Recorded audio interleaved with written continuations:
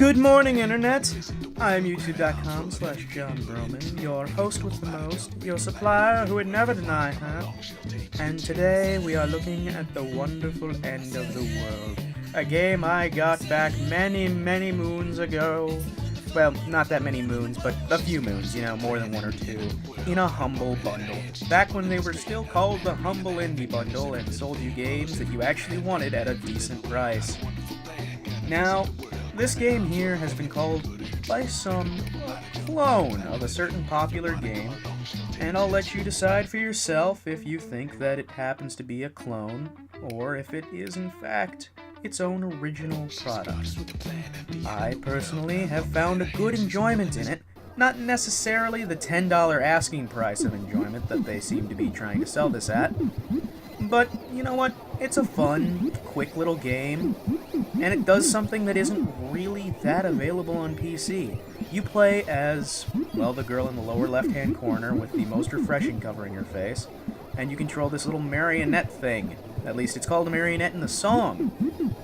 And, well, what you're trying to do is just roll up the world. Eat everything, although I don't remember seeing Pong as a part of the actual surface of the Earth, nor do I remember seeing giant Pac-Man ghosts. But then again, maybe this is an alternate Earth. Earth Videogame. Earth video game. Though really, I wouldn't put it past some designers to put an actual Earth video game inside of a comic or whatnot.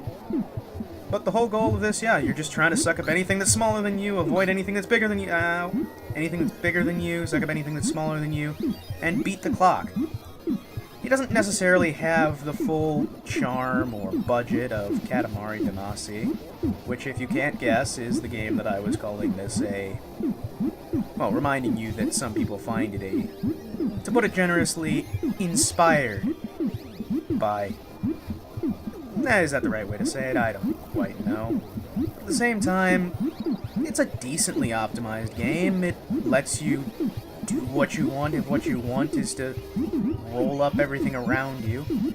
It has fairly sensible controls, WASD to move, and your mouse to look around with the camera. And you've just got the timer up there in the upper left-hand corner, the score up there in the upper right-hand corner, and go to town. Now, even though I've played this all the way through, I can't really say if I understand the story, like if it's deeper than it actually looks on the surface, or if it's just me putting more thought into a video game than it really needs. But how can you put too much thought into a game where you just walk around sucking things up? Now, one thing I will say, if you're looking to get this game, it's a little bit difficult at first to tell what you can and cannot suck up. I got too big too fast for it, but these little centipede shrooms really threw me off my first time through here. And that guy, see?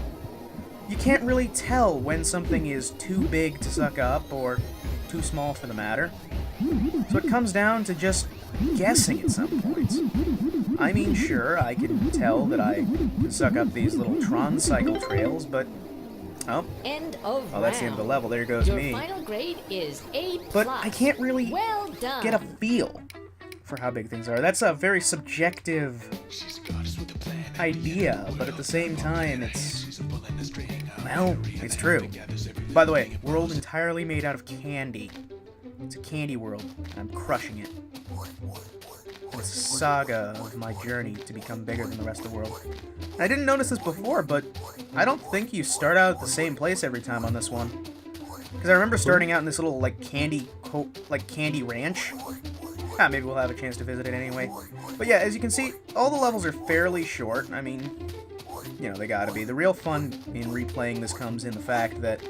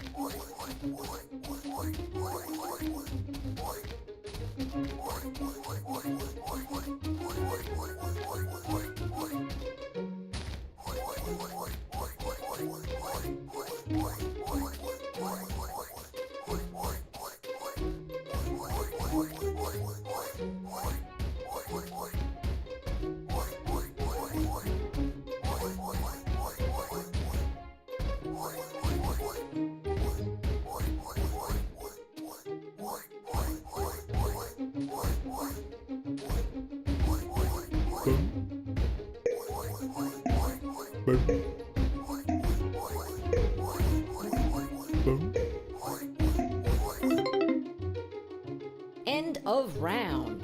Your final grade is A+. Well done. She's a goddess with